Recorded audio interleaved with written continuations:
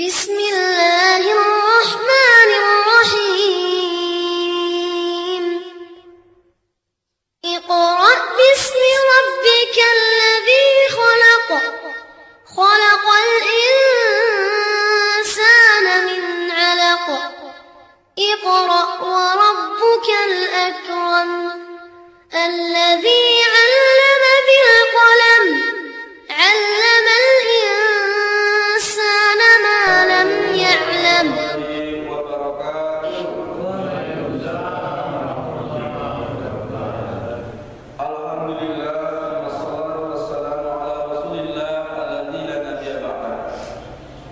Jemaah subuh yang dimuliakan Allah, kembali kita bersyukur atas segala rahmat karunia yang Allah berikan. Kita diberikan Allah taufik dan hidayah atas segala karunia yang kita berikan ini bisa kita gunakan di jalan Allah Subhanahu wa taala. Pada pertemuan kali ini tidak ada materi, kebetulan mesin cetaknya rusak. Mohon maaf sebelumnya. Tapi tadi malam masih kerja. Jadi kita ambil materi yang umum saja, tapi sekilas saya ulangi materi 2 minggu yang lalu tentang cara ruku dan cara sujud. Bahwasanya Rasulullah SAW mengangkat tangan ketika takbir mau ruku dan mengangkat tangan ketika takbir bangkit dari ruku.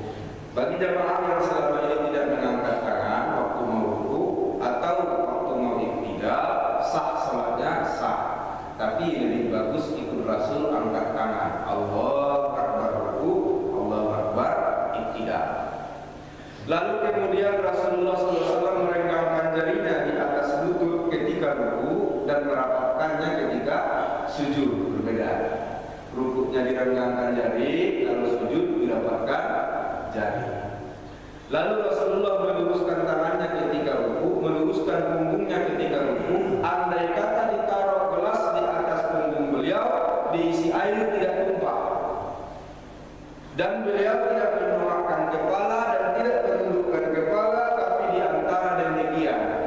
Berarti matanya tidak ke depan melihat kain orang, juga tidak ke bawah melihat kaki, tapi melihat tempat sujud. Itu cara Rasulullah ruku.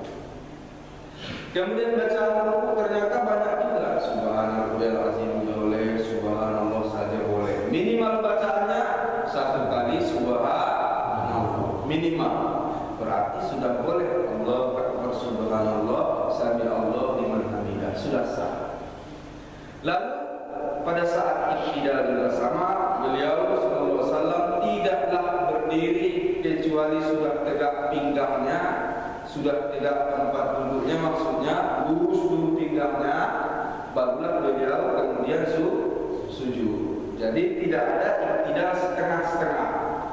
Sami Allahu liman hamidah, belum lurus badan sudah Allahu Akbar. Itu yang dikatakan Rasul mencuri dalam sholat. Sehingga jangan kalian mencuri dalam sholat. Kata sahabat, macam mana pula mencuri dalam sholat? Kata Rasul, yang tomak ninahnya tidak bagus.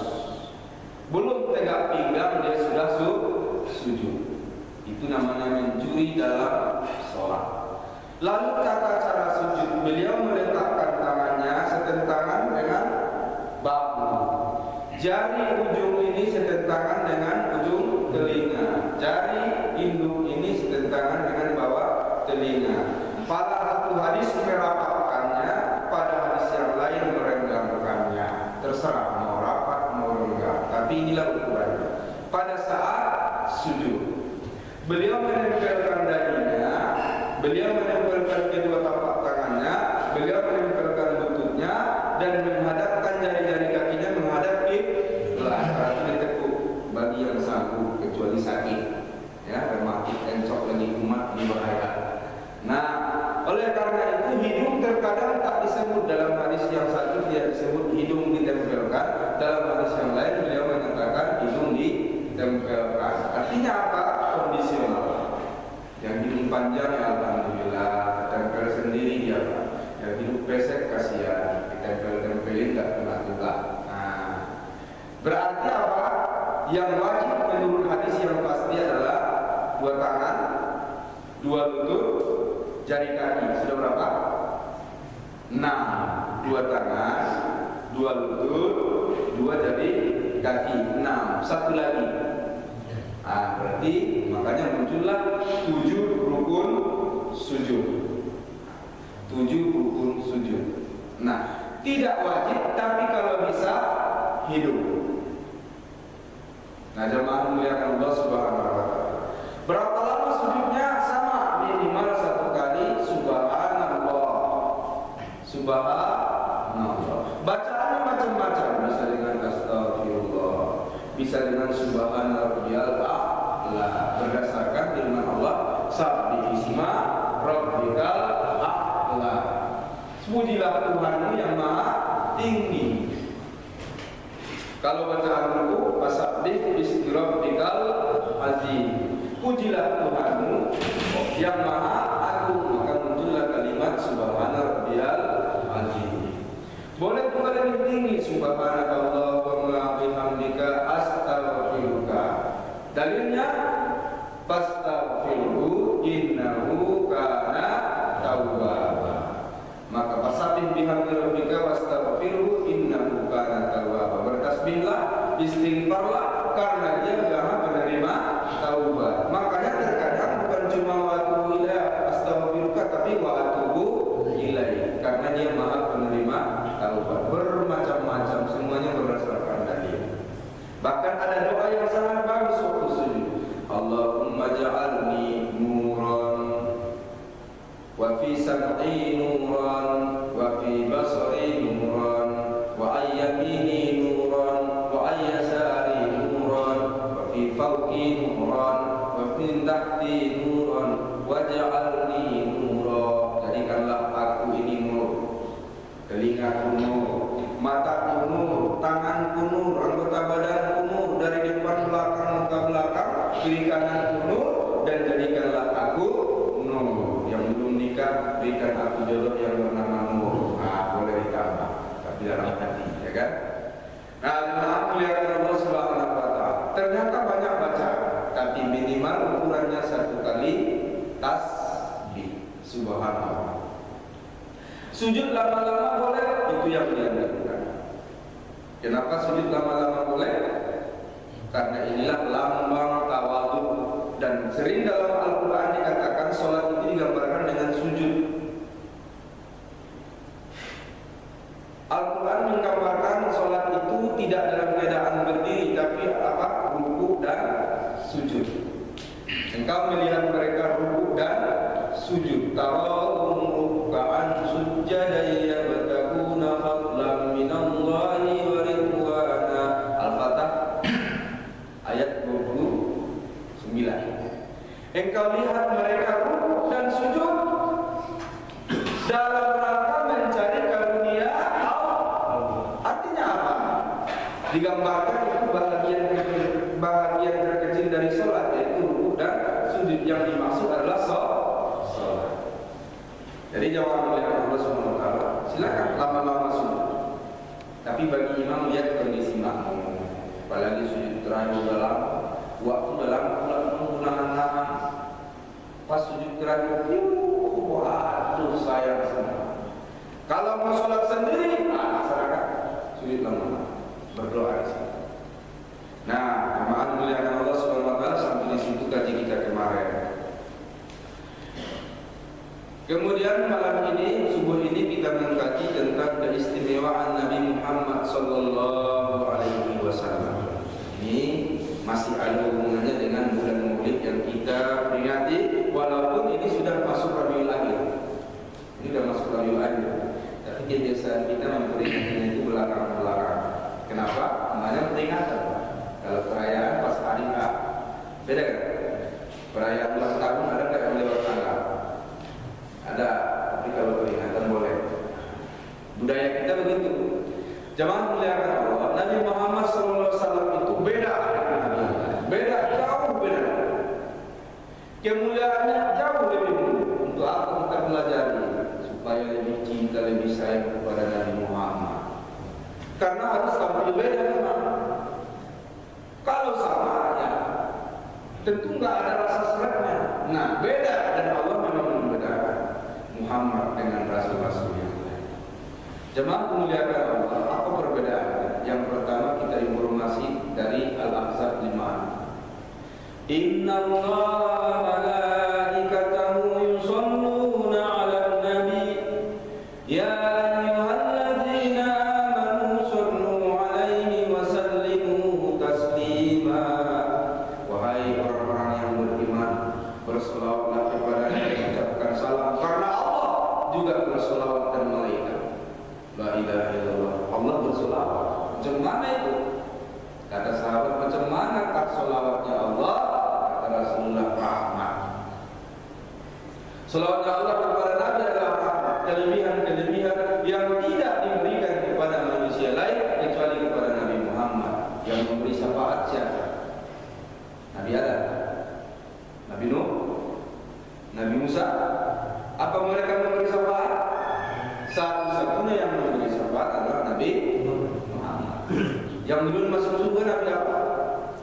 Nabi Muhammad. Dan kita dulu masuk surga dengan Nabi Muhammad. Baru yang lain itu rahmat, kelebihan yang luar biasa tidak diberikan kepada makhluk.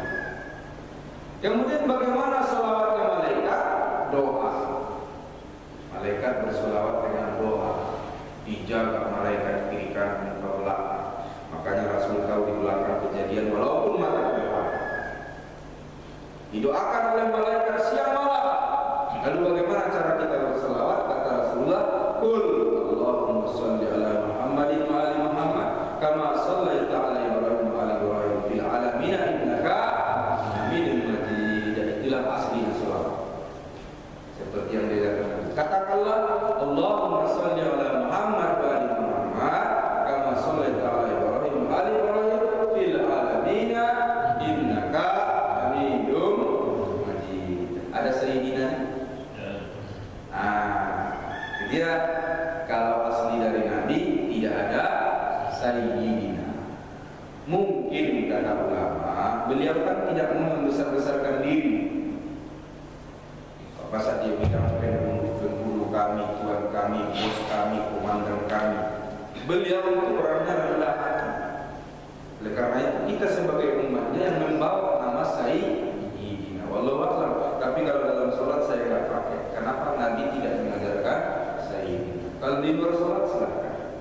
Nah, jemaah mulia Allah Subhanahu wa taala. Selanjutnya, ternyata nur Nabi Muhammad itu sudah diciptakan jauh sebelum segala sesuatu ini ada. Nur, alam nur itu ceritanya. Ini ceritanya alam nur. Makanya dalam sebuah hadis qudsi dikatakan, laulaka Muhammad, kalau bukan karena engkau Muhammad, kalau bukan karena engkau Muhammad, kalau bukan karena engkau Muhammad, ma khalaqus samawati wal ardh, takkan diciptakan langit dan bumi dan seluruh isinya. Yang pertama kali ada sebelum segala sesuatu menjadi nyata sesudah Allah adalah nur Muhammad. Belum ada langit, belum ada bumi, belum ada cahaya, belum ada gelap, belum ada seluruh binatang. Sudah ada nur. Berasal dari mana nur Muhammad? Langsung dari nur Allah. Nur Allah satu-satunya sumber segala sumber nur yang dalam surah An-Nur dikatakan nurun ala nur. Nur di atas nur. Yahdillahu li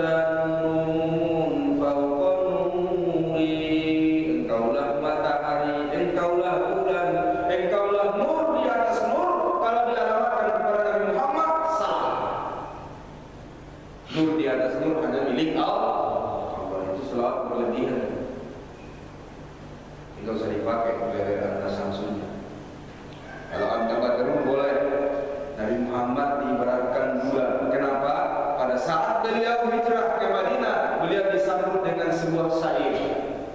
Tala'al badaru alaina min saniyatil wada'i wajaba syukru alaina ma da'a lillahi da'i.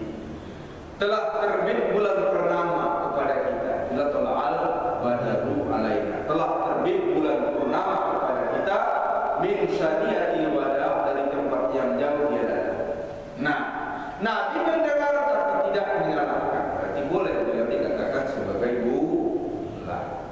Tapi matahari itu sumber dari segala sumber cahaya yang berhak dialamatkan kalimat matahari hanya kepada Allah.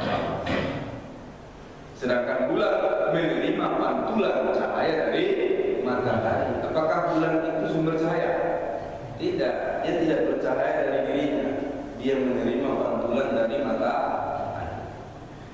Nah, jemaah dimuliakan, kita kembali. Nur Muhammad itu sudah ada sebelum Nabi Adam diciptakan. Lalu Nur Muhammad itu Allah titipkanlah kepada tulang sulbi Nabi Adam. Dari tulang sulbi Nabi Adam Allah pindahkan lagi ke tulang sulbi Nabi Nuh. Dari tulang sulbi Nabi Nuh Allah pindahkan lagi kepada tulang sulbi Nabi-Nabi sesudahnya sampai kepada Nabi Ibrahim alaihissalam, sampai kepada tulang sulbi Nabi Ismail alaihissalam, sampai kepada tulang sulbi kakeknya Nabi Muhammad Abdul Muttalib, sampai kepada tulang sulbi ayahnya Nabi Muhammad Abdullah. Baru Allah pindahkan nur itu kepada tulang sulbi Nabi Muhammad sendiri. Jadi nur itu berpindah-pindah daripada tulang sulbi Nabi Adam, Nabi Nuh, terus ke Ibrahim, terus ke Ismail, terus ke Abdul Muttalib, Abdullah, kemudian ke Nabi Muhammad. Nur itu sudah ada. Apa dalilnya? As-Su'ara 218 219. Walladzi yaraka hina taqum wa taqallubaka fis sajidin. Dia yang melihatmu ketika berdiri salat. Dan dia juga memperhatikan gerakan tubuhmu berbolak-balik ketika kamu sujud. Ya salat juga maksudnya. Pada saat Ibnu Katsir menafsirkan ayat ini, beliau menjelaskan dua pendapat. Pendapat pertama yang dimaksud wa taqallubaka fis sajidin, perputaran wajah badanmu pada saat salat. Perputaran badan pada saat salat. Kenapa Rasulullah berputar?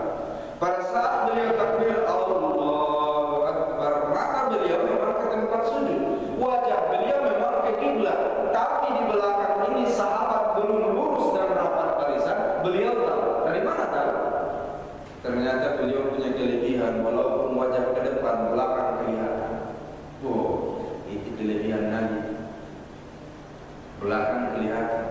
Nabi tahu kalau di belakang itu saf belum lurus dan rapat, maka beliau berpaling. Nah, ini yang dimaksud takol dulu kain. Dia berpaling ke belakang. Lalu dia katakan, sawi suku paku. Di sini muncul hadis. Luruskan saf kalian.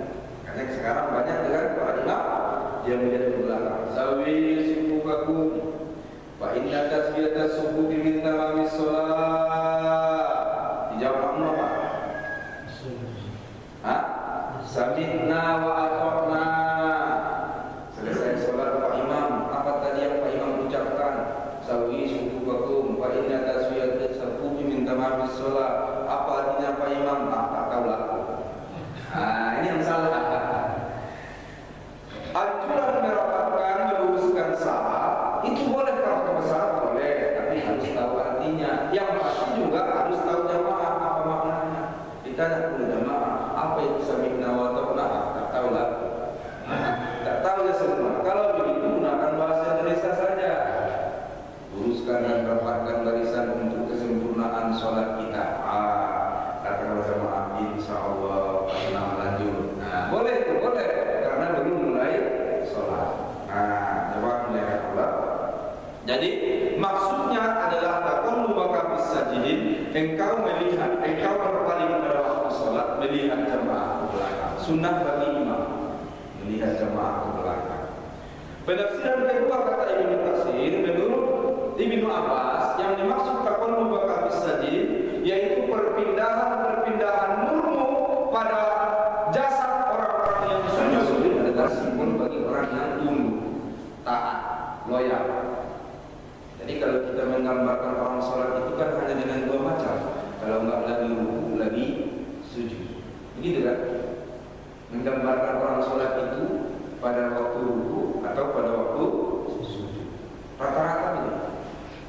Nah kemudian kata Ibnu Abbas, perpindahan murmu dari dan kepada jasad Adam kepada jasadmu dan seterusnya itu yang dimaksud dengan taqallub, perpindahanmu fisajidin pada hamba-hamba Allah yang sujud. Karena tadi saya katakan Nur Muhammad sudah ada jauh sebelum segala sesuatu ada. Mulia Nabi Muhammad. Selanjutnya Allah sudah mengambil janji para nabi sebelum mereka turun ke bumi. Para nabi dikumpulkan dulu, ambil ikrar janji setia. Andai kata nanti kalian sudah diutus menjadi nabi lalu mendapat kitab, lalu diberikan wahyu dan hikmah, tapi masih ada nabi sesudah kalian yang akan menjadi nabi pilihan dan akan menjadi nabi terakhir. Apakah kalian mau membenarkannya? Para nabi mengatakan, kami membenarkan ya Allah. Apakah kalian mau mendukungnya? Kami dukung ya Allah. Apakah kalian mau menolongnya? Kami tolong ya Allah. Kalau begitu bersaksikanlah, aku akan menjadi saksi bagi kalian. Di mana ini ceritanya? Di alam nyata apa di alam gaib?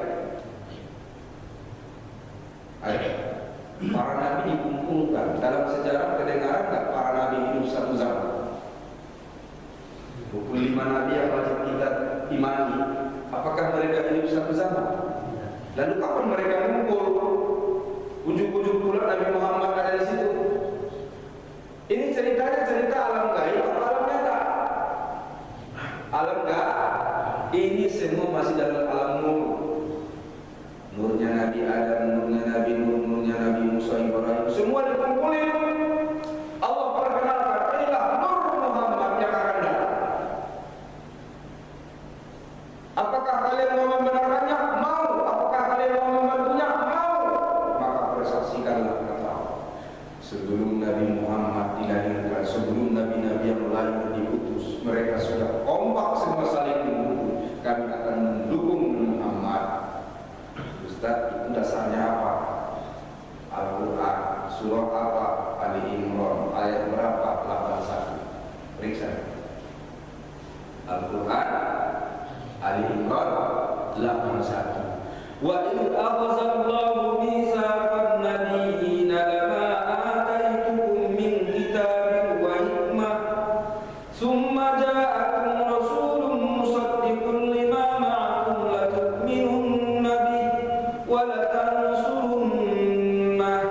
Ketika Allah mengambil janji para nabi, tatkala nanti aku berikan kepada kalian kitab dan hikmah, kemudian datang kepada kalian seorang rasul yang membenarkan kitab-kitab yang ada pada kalian, latu'minun nabi, maukah kalian beriman kepadanya?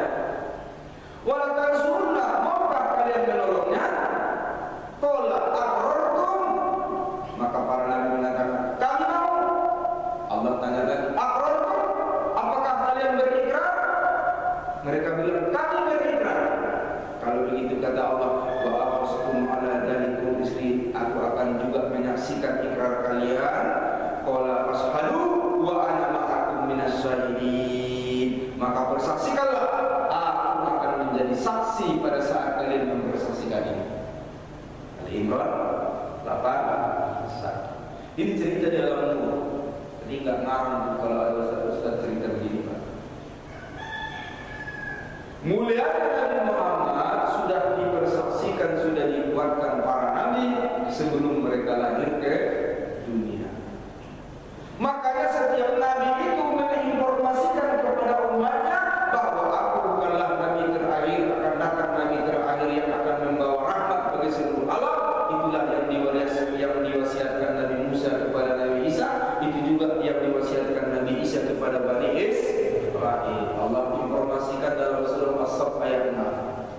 Wa idh qala Isa bin Maryam ya bani Israil inni rasulullah ilaikum musaddiqun lima baina aydikum. Wahai bani Israel, kata Isa, aku adalah rasul kepada kalian yang membenarkan kitab-kitab yang ada di depan kalian. Kitab apa itu? Tahu? Wa mubasyshirun bi rasulin ya'ti min ba'di ismuhu Ahmad. Aku akan memberikan kabar gembira, akan datang seorang rasul sesudahku yang bernama Ahmad. Asal ayatnya Ahmad itu asal kata dari Muhammad, diberikan nama oleh kakeknya Ibnu Khalil Ahmad, artinya terpuji. Lama-lama terbukti kalau Muhammad benar-benar terpuji, jadilah Nabi Muhammad, orangnya yang terpuji, bukan lagi sifatnya, orangnya benar-benar terpuji. Muhammad.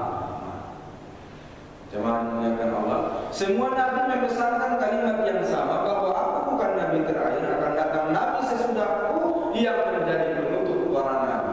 Itulah Nabi Muhammad. Dimuliakan Allah. Jemaah dimuliakan Allah Subhanahu wa taala. Para nabi sebelumnya semuanya sudah mengetahui. Dan pertanyaan tadi adalah kapan itu terjadi? Di alam Nuh. Karena menurut sejarah tidak ada para nabi yang bertemu dalam keadaan hidup kecuali hanya 2 atau 3. Coba, nabi siapa saja yang bertemu dengan nabi dalam keadaan hidup? Musa, Harun bersaudara. Siapa lagi? Ismail, Ibrahim, Ishak. Ibrahim, Ismail anak beranak. Ismail, Ishak bersaudara. Bertiga mereka hidup. Ibrahim, Ismail, Ishak anak beranak bersaudara. Paling tinggi 3. Siapa lagi yang ketemu waktu hidup?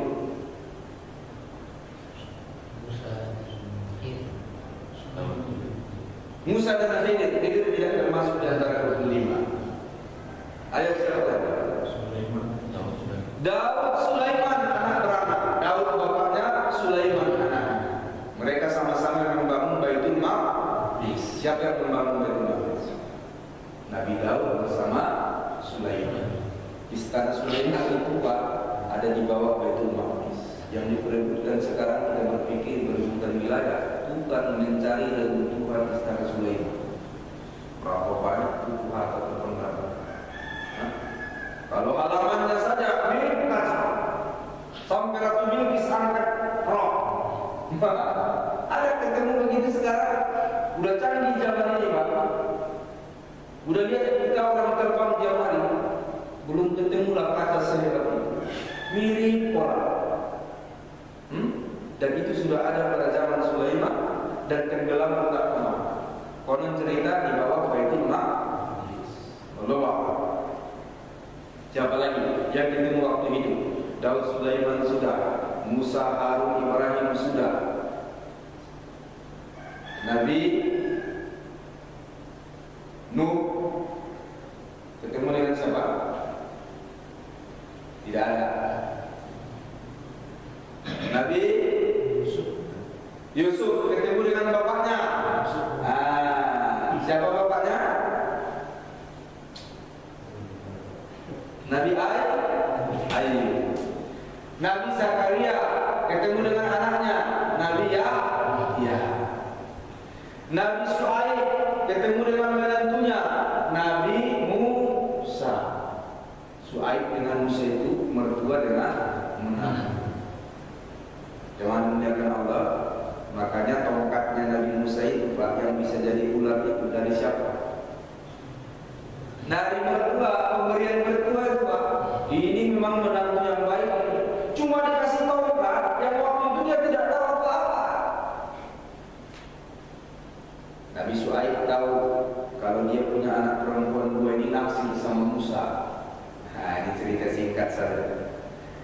Naksir kenapa? Nabi Musa numpang makan, numpang tidur di rumah Nabi Shu'aib karena dikejar Fir'aun yang nyebrang ke Mesir, nggak ada penumpangan, nggak ada tempat tinggal. Kebetulan ketemu dengan pada saat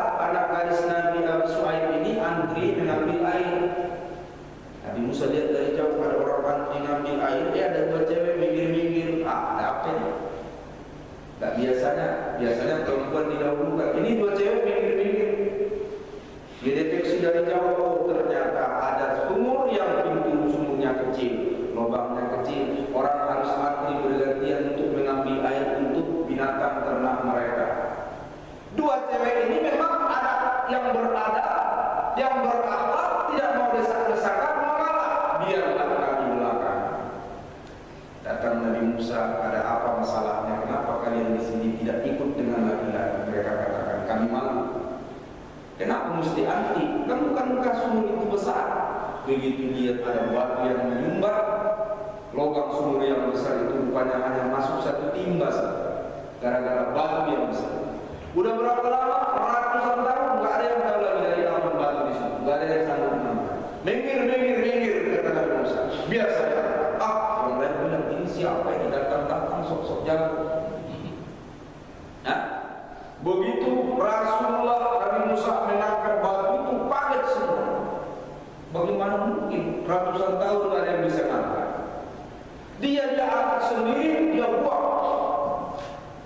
Lalu terbukalah pintu sumur dengan seleluasa orang datang mengambil air, maka cepatlah pulang dua gadis tadi. Kata Nabi Syuaib, tumben kalian pulang siang hari, biasanya pulang sore hari. Kata dua anak gadis tadi, Pak, ada yang bantu kami. Bantu bagaimana? Seorang pemuda gagah perkasa, tampan kuat sekali. Dia angkat batu yang menyumbat pintu sumur bertahun-tahun, dan kami sekarang sudah leluasa mengambil air dari seluruh keliling sumur. Siapakah itu? Kami tidak tahu. Tak tahu namanya, baru lihat pun hari ini. Di mana dia tinggal kami tak tahu. Tadi selesai itu dia bersandar lagi di bawah pohon. Kata Nabi Syuaib, ini pasti bukan orang biasa. Kalian panggil ke mana? Ajak mana? Bilang bapakmu ingin mengucapkan terima kasih. Inilah anak gadis yang dua ini. Memang di hatinya mereka sudah ada. Coba anak gadis mana yang nggak kelepek-kelepek, ibarat kata Zaskia Gotik, ya. Siapa jinnya lagi? Yang nggak kelepek-kelepek, lihat muda tampan, gagah perkasa, baik hati, kuat pula, ya kan? Inilah anak gadis yang dua ini di bawah pohon. Al-Quran menceritakan, Faja'atu ihdahuma istihya, Faja'atu ihdahuma tamshi 'ala istihya. Maka datanglah salah seorang anak gadis itu mendekati Nabi Musa berjalan malu-malu. Al-Quran mengatakan berjalan malu-malu. Kalau berjalan malu-malu ada rasa ya. Biasanya begitu. Kalau berjalan malu-malu berarti ada rasa. Ini Al-Quran menggambarkan ada rasa. Lalu mereka berkata, Bapak kami ingin memanggilmu, ingin memberimu makan minum, karena kamu sudah berjasa. Apa kata Nabi Musa dalam hati? Ujuk dicinta ulang tiba. Memang sudah lapar, sudah haus, sudah ada rumah tempat, datang pula yang menawarkan anak gadis. Kira-kira ditolak apa diterima? Ditolak langsung. Oke, lanjut. Itulah. Sesudah Nabi Musa tinggal di rumah Nabi Syuaib alaihissalam, datang pula ini anak gadis dua ini berkata, wahai Bapak kami, adakah balasan yang lebih baik kepada orang yang telah membantu kita kecuali dia menjadi keluarga kita? Ini bahasa orang dulu begitu, halus ya kan? Macam lagu zaman dulu Pak, kalau senang sama perempuan dia hanya mengibaratkan antara bunga dengan bunga. Kalau sekarang langsung to the point. Kata orang Jerman situ duduk matanya merokok. Di depan mertua pun nggak malu lagi. Ya? Kalau orang dulu begitu, adakah balasan yang lebih bagus kepada orang yang sebagus ini, sekuat ini, seganteng ini yang telah membantu kita kecuali menjadi bagian dari keluarga kita? Kata Nabi Syuaib, kalau suka sama dia, aku kawinkan engkau dengan dia dengan syarat dia mau menggembala kambing 2 tahun. Mau menggembala kambing 2 tahun. Itulah maharnya. Enak kali ya pula kan? Sudah dikasih tumpangan, dapat anak gadis. Enggak pakai mahar sekarang juta-jutaan, 2 tahun menggembala kambing. Mau lah. Nah, untuk menggembala kambing inilah tongkat kata Nabi Syuaib. Inilah awal. Inilah tongkat. Inilah tongkatmu mengusirmu dan menjaga kambing-kambing kalau ada serigala. Pakai tongkat. Nabi Musa alaihissalam menerima tongkat pemberian mertua, sayang kali. Enggak tidak dengan tongkat lain. Padahal kayu lain. Zaman itu belum ada illegal logging. Banyak kayu yang lebih lurus banyak.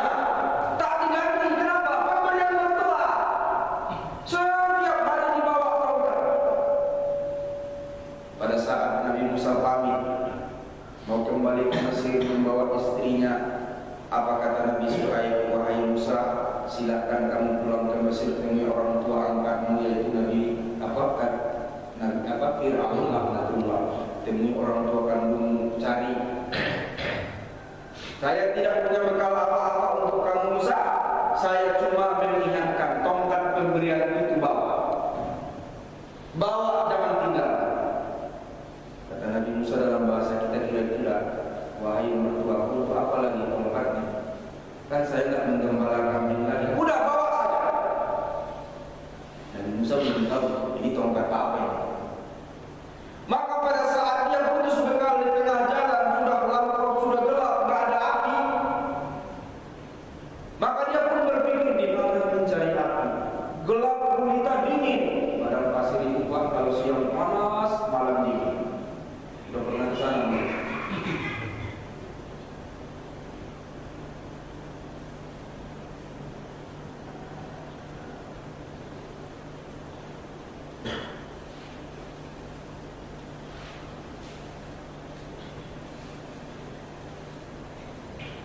Diberikanlah kepada Nabi Musa tongkat tadi, dibawa. Putus bekal dalam perjalanan tengah malam yang dingin, gak ada api. Nabi Musa dari jauh melihat api.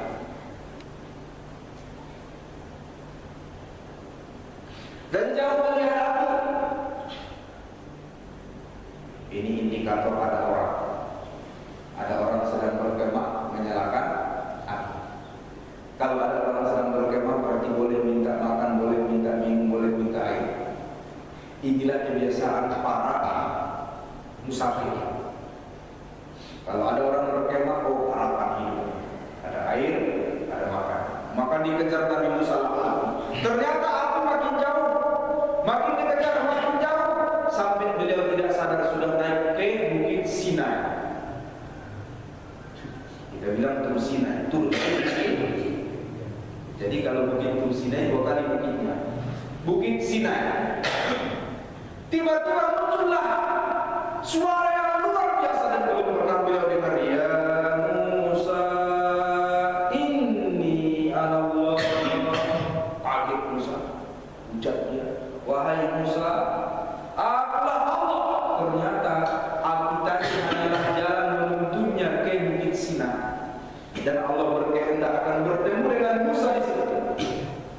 Akulah Allah, fakhlaqna laika, tanggalkan sandalmu. Nah, tidak. Ada bertemu dengan Allah, tanggalkan sandal. Oleh karena itu umat Islam ke masjid itu menanggalkan sandal. Walaupun ada hadisnya Rasulullah bawa sepatunya ke masjid, itu ada. Memang kalau di Arab sana yang namanya tanah kering, itu takkan bawa najis. Tapi model kita di sini tanah becek, basah, itu pasti dan kemungkinan besar bawa najis. Maka udah pas sandal taruh di bawah.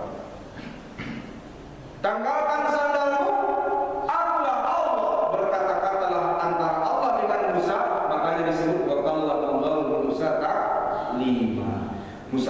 Nabi Musa dengan Allah berkata-kata dengan sebenar-benar perkataan. Maka gelar Nabi Musa adalah kalamul Allah. Inilah awal ceritanya. Tongkat Nabi Musa itu ceritanya Allah tanya, ya Musa, apa yang di tanganmu? Nabi Musa tadi tak tahu apa-apa itu. Wahai Musa, apa yang di tanganmu? Kata Nabi Musa, inilah tongkat pemberian mertuaku, tongkat kesayanganku. Untuk apa? Untuk mengusir gembala-gembala, menghalau mereka masuk ke kandang, mengusir mereka keluar kandang. Kata Allah, ya Musa, apakah kamu tahu itu tongkat bukan sembarang? Tiba-tiba berubah menjadi ular yang besar. Musa takut lari putar. Kata Allah, ya Musa, la takhaf, wahai Musa jangan. Ini adalah tongkat bukan sembarang tongkat. Inilah tongkat mukjizatmu yang dititipkan oleh mertuamu. Sekarang dia jadi ular. Pelan-pelan dekati dia, pegang kepalanya. Maka Nabi Musa dengan merasa takut pucat, dia pun memegang kepala ular tadi, langsung berubah menjadi tongkat kembali. Baru detik itulah dia tahu kalau itu bukan sembarang tongkat. Berapa lama dia pegang? Bertahun-tahun.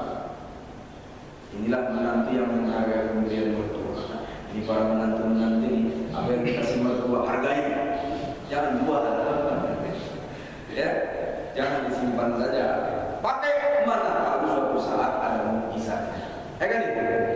Nah, jamaah dari Allah Subhanahu wa Ta'ala.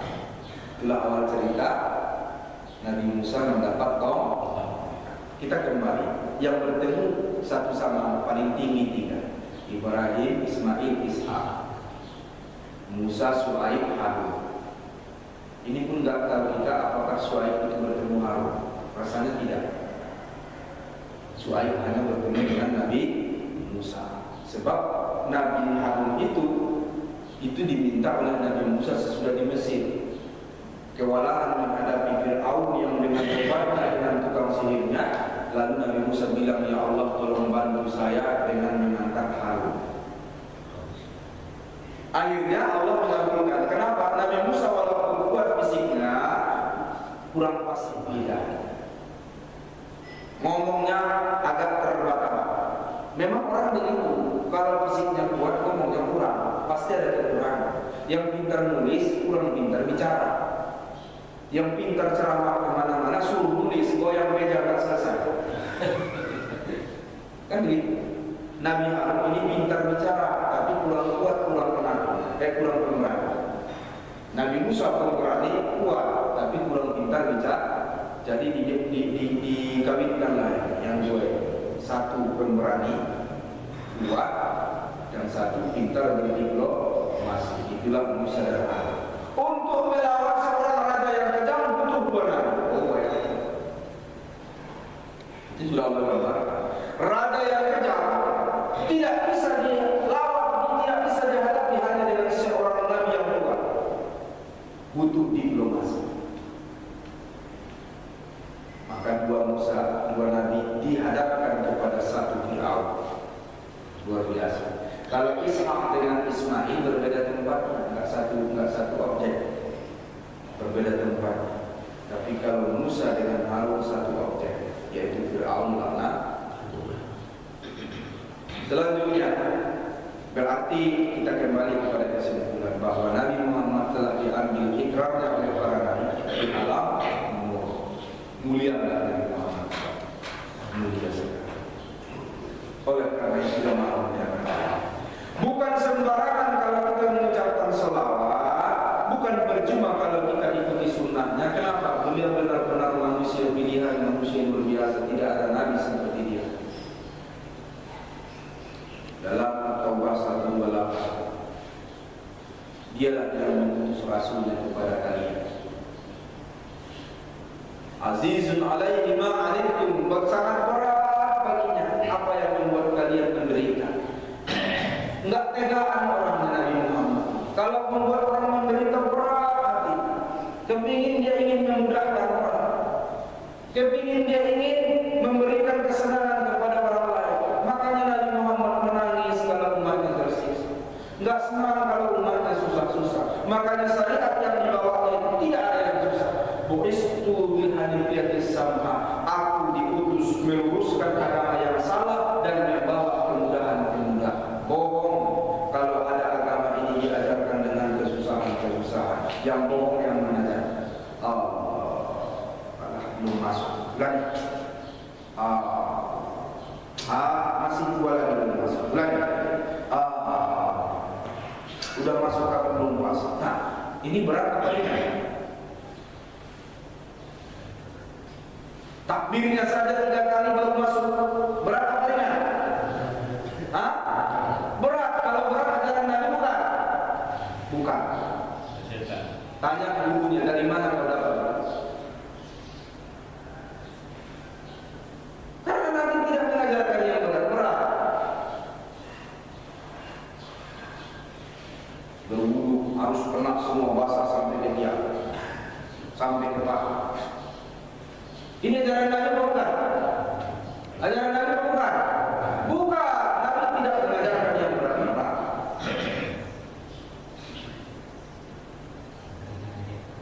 Sholat mesti bersih, suci semuanya. Enggak boleh kata sholat di atas tanah. Ini ajaran Nabi bukan? Bukan ajaran Nabi. Aku diutus semua tanah suci bagiku. Itu katanya. Masih ingat pelajaran kita waktu bab bersuci? Semua tanah suci bagiku. Mau di mana saja sholat silakan. Yang penting tempatnya saja, jangan ada kotoran najis.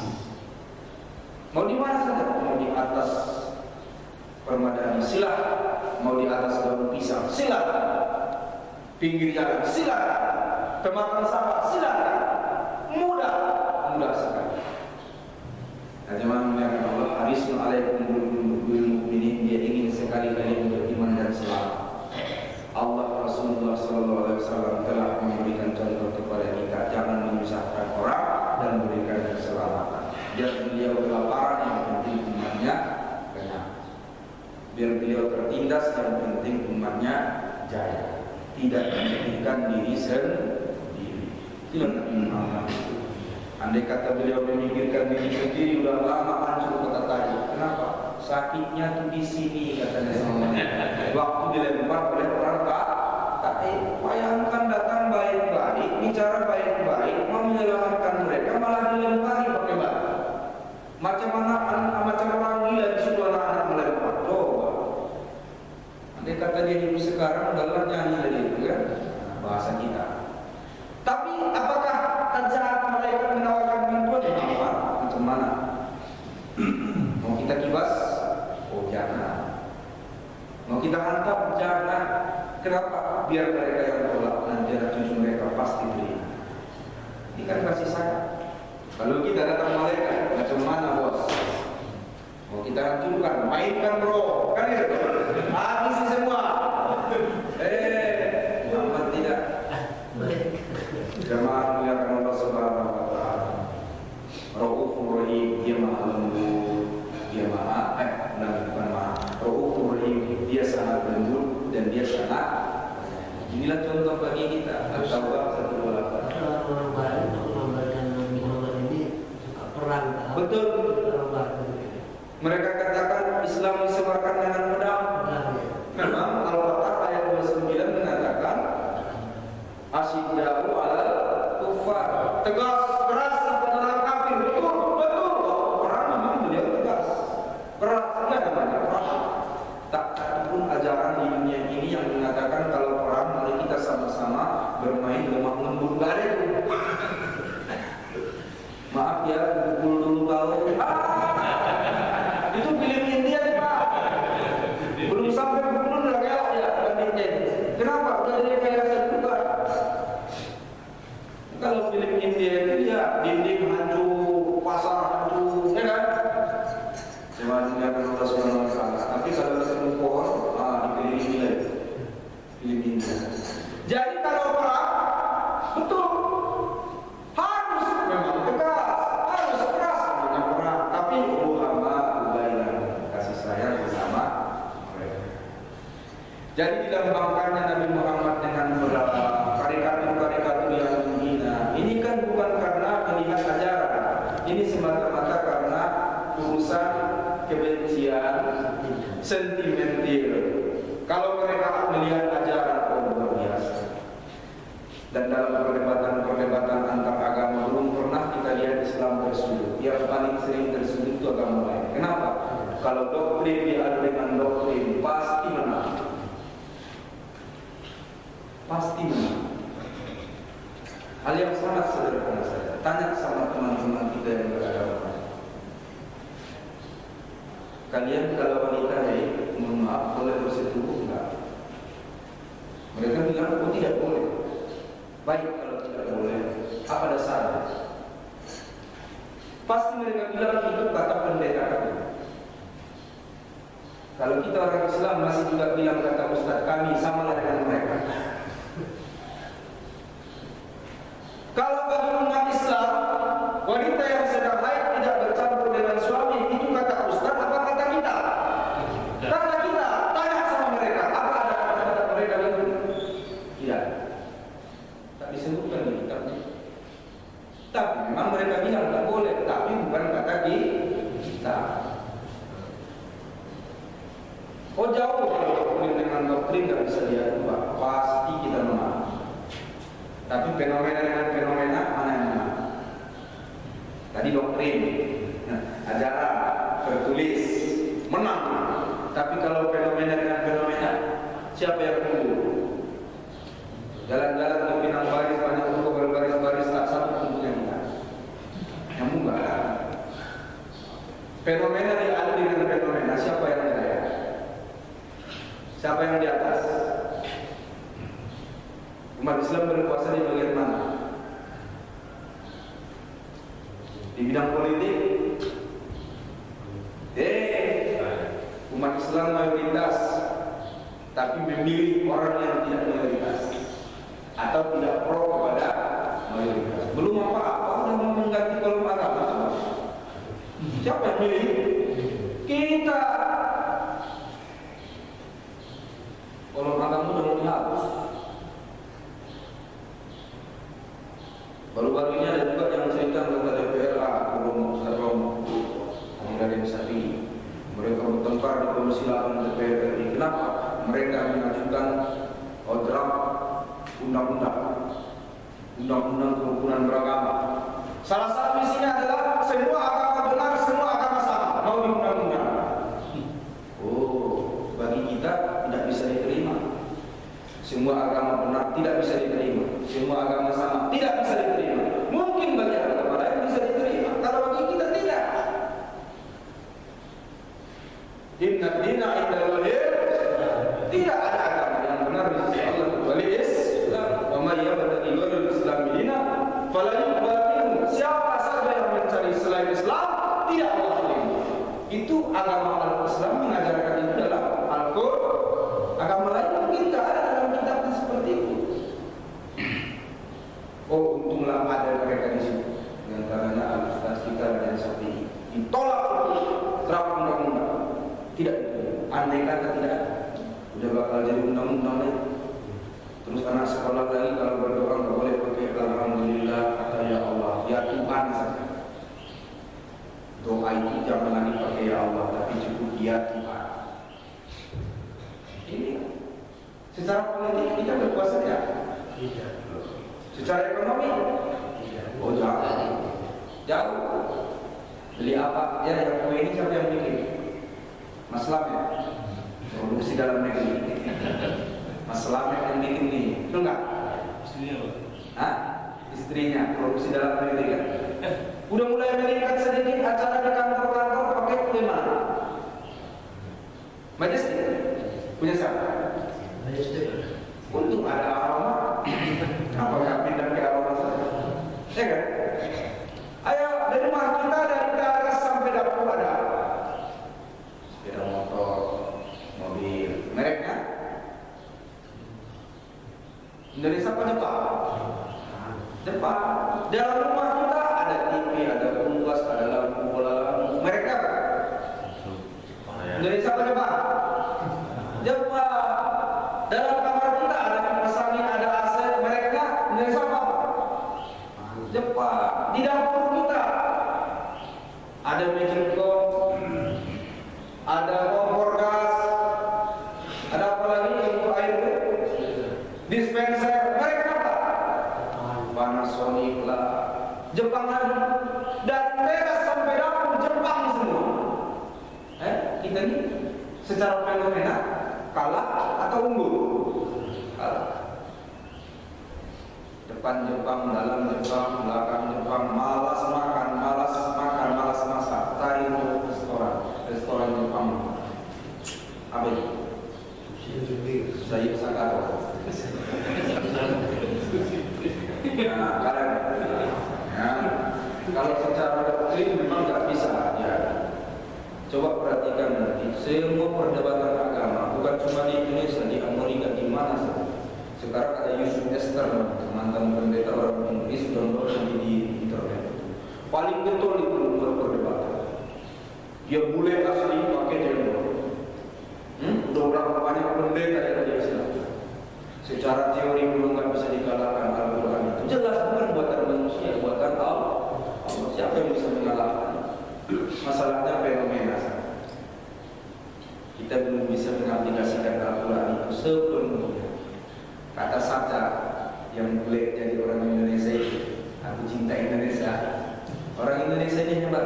Rumahnya bersih-bersih, licin-licin, lantainya licin, keramiknya licin, tiangnya licin, di rumah bersih. Begitu keluar rumah sampah berserakan. Betul. Berbeda dengan fenomena di dunia barat sana. Rumah bisa berantakan, rumah bisa kotor, tapi kalau keluar rumah bersih, licin. Jalan bersih. Gak ada orang buang sampah sembarangan, gak ada anjing berak sembarangan. Kita jangankan anjing berak sembarangan, digigit anjing pun kita tak tahu mana kemana. Ayo, itulah bedanya. Padahal umat Islam yang mengajarkan itu bahwa harus memikirkan orang banyak dibanding diri sendiri. Ternyata kita egois, rumah kita bersih, licin, orang datang, sendok. Mertua datang ada langsung benci baju. Tapi begitu keluar rumah sampah sudah berserakan. Lihat parit-parit, lihat koridor. Saya kalau ke sini kadang ya Allah subuh kalau udah mau kemari kan naik jembatan layang, amplas kiri kanan tempat gantungan sampah. Itulah kadang-kadang dia nggak mau tapi jangan orang. Kok sempat-sempatnya lah di jembatan layang sampah digantungkan. Saya sempat ya, kenapa orang berpikir begini? Kenapa nggak buang di bawah? Oh rupanya masih ada kebaikan di dalamnya. Kalau dibuang di bawah, seminggu kemudian baru dia berkurang. Kalau di jembatan layang, tiap pagi ada tukang angkutnya. Itulah Indonesia. Terus itu yang lucunya kata sisa itu.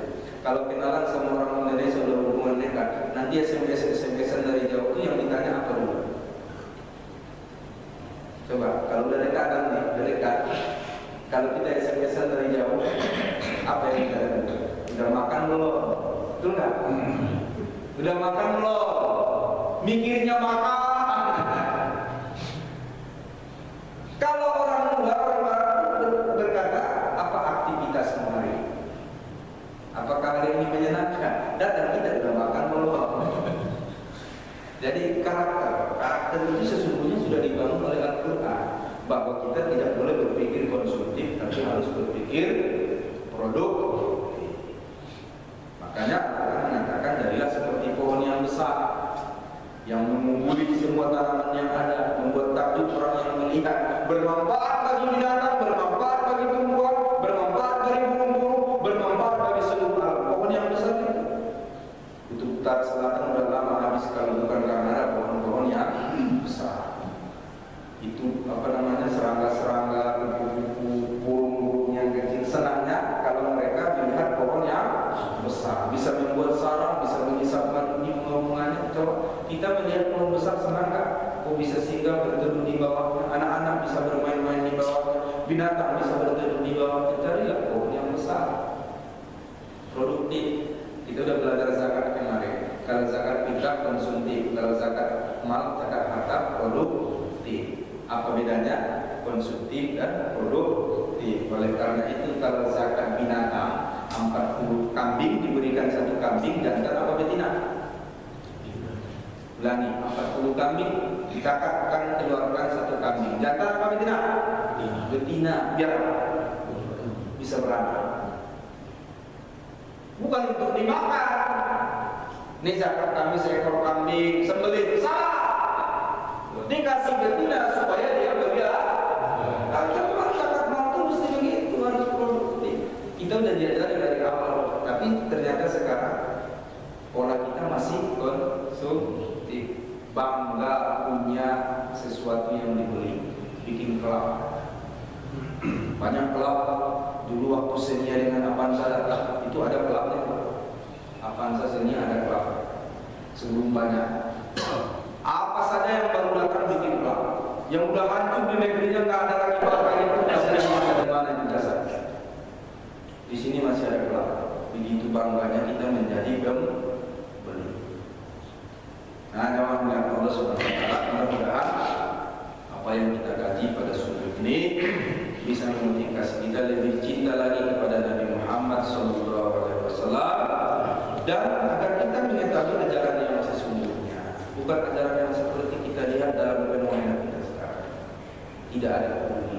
Kalau untuk diri sendiri luar biasa, tapi kalau untuk kebersamaan sudah sangat rendah kepedulian kita. Di barat sana Pak mabuk boleh, Gak dilarang. Yang dilarang mengganggu orang. Betul nggak? Mau mabuk sampai pingsan-pingsan selama di rumah, takkan ada polisi yang datang.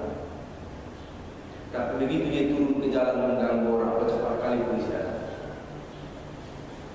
Terbalik dengan kita. Kalau kita setiap simpang ada preman yang mengganggu orang, tapi kalau ada tempat-tempat tempat jual miras atau tempat rahasia, yang orang rahasia di sana itu orang yang mengganggu, bukan minuman. Dalam Islam sesungguhnya minumannya haram, perilakunya juga haram. Tapi kita melihat bahwa kepentingan umum lebih utama. Di kita sekarang kepentingan umum itu semuanya mengabaikan. Pasar menjadi sawah, ditanam pisang bisa. Kenapa? Baru bisa baru dibangun bulan yang lalu sudah menjadi dulu. Kenapa? Semua orang jualan di atas trotoar. Yang beli siapa? Jadi kalau hitungan salah, itu yang salah menjual, pembeli atau semuanya? Kalau begitu bapak-bapak yang sering beli di pinggir jalan, salah nggak? Merasa berdosa nggak? Ini yang perlu kita tenang. Merasa berdosa nggak beli di pinggir jalan? Yang jualan di atas trotoar, miliar habis untuk membangun itu 1 bulan hanya oleh pedagang yang nyetornya 2.000 sen. Itu pun nggak ke pemerintah. Siapa? Kita semua. Karena nggak berpikir untuk jamaah, berpikir untuk diri sendiri. Yang penting kan lancar. Yang penting kan saya bisa cepat ke rumah sambil-sambilan. Fokusnya dalam Islam itu nggak boleh sambil-sambilan, Pak. Sholat harus khusyuk. Sholat pikir sholat. Apa maksudnya? Kerja pun nggak boleh sambil-sambilan. Kita ini kalau mau maju, hilangkan budaya sambil-sambilan. Saya pernah diundang maulid ke satu kampung di daerah Tanjung Merawa Masukkan. Diundang jam 9, saya datang setengah 9. Naik panggung setengah 12. Kenapa? Sambil-sambilan. Sebelum acara utama, kita akan mendengarkan persembahan dari anak remaja. Sambilan maulid Nabi, anak remaja ingin memperlihatkan kreativitas mereka selama 1 tahun. Bayangkan, berapa persembahannya? 5 macam. Pantun ada, puisi ada, menari ada, menyanyi ada, ceramah ada. Sesudah kita mendengarkan penampilan anak-anak remaja, ini saatnya kita mendengarkan penampilan ibu-ibu majelis taklim. Mulai akasidah. Sesudah kita mendengarkan penampilan ibu-ibu majelis taklim, kini saatnya kita melihat penampilan bapak-bapak majelis taklim. Datanglah zikir. La ilaha illallah. Udah jam 11 baru naiklah kepala desa. Naik kepala desa di sebelah-belah dia sampaikan program-program desa seperempat jam. Habis kepala desa naiklah camat, program camat setengah jam. Kenapa? Sambil-sambilan. Mumpung maulid, tunjukkan semua. Ini nggak boleh terjadi. Udah jam 12 kurang seperempat baru saya naik. Apa saya katakan mohon maaf, berhubung saya jauh dan saya tidak tahu apa masih ada yang mau menantar saya sekarang pulang. Waktu saya cuma seperempat jam. Saya rangkum semua apa kata kepala desa, apa kata Pak Camat, apa kata anak remaja waktu pidato tadi, tukang simpul saja. Habis sudah saya simpulkan semua, saya tutup baca doa, selesai. Dalam hati saya ibarat angkot jauh dekat, ongkosnya sama. Yang macam-macam lagi. Jamaah muliakan Allah. Sambil-sambilan janganlah kita pakai. Gak akan pernah maju kalau kita sambil-sambilan. Kita disuruh khusyuk sholat itu apa maksudnya? Apakah sholat itu tujuannya untuk sholat? Bukan. Sholat itu menunjukkan karakter. Tujuannya bukan untuk sholat. Allah nggak butuh sholat. Allah menginginkan kita dengan menegakkan sholat membentuk karakter. khusyuk dalam sholat, fokus dalam bekerja, jangan sambil-sambilan. Kenapa banyak sukses pedagang pinggir jalan? Karena banyak pembelinya yang sambil-sambilan, sambil pulang kantor singgah sebentar, betul nggak? Sambil pulang undangan singgah sebentar, sambil menjenguk orang sakit singgah sebentar. Sambil-sambilan ini nggak boleh lagi terjadi. Kalau mau maju, maka di negara maju itu pasarnya jauh dari pinggir jalan. Kenapa? Orang ke pasar itu dengan perencanaan. Kita pasar selalu di pinggir jalan. Pabrik-pabrik semua, grosir-grosir semua, pasar jauh dari pinggir jalan. Kenapa? Hidup sudah terencana. Tidak ada sambil-sambil. Dalam pemilihan Allah Subhanahu Wa Taala. Inilah hakikat ajaran itu. Yang selama ini kita bahas kulit, isinya tidak. Mudah-mudahan kajian kita pada subuh ini bisa memberikan inspirasi. Kalau belum ada pertanyaan mungkin sedikit saja. Kalau benar, sedikit Ustaz. Ya Itu Nurul Muhammad itu berhenti sama dia sendiri atau masih berpindah-pindah? Yang mana? Dari satu katanya Nurul Muhammad itu bisa dari ada pindah berikut. Oh ya, sudah berhenti karena sudah lahir Nabi Muhammad. Sudah berhenti. Ya, masih ada. Baik, kita tutup dengan doa Astaghfirullahaladzim. Astaghfirullahaladzim alladzi la ilaha illa huwal hayyul qayyum wa atubu ilaih. Alhamdulillahirabbil alamin. Allahumma shalli ala Muhammadin wa alihi wa sahbihi ajma'in. Allahumma allimna rusdana wa a'inna min sharri nafsina. Allahumma arzuqna al-fahma wal ilma wal hikmah wal aqla bi rahmatika ya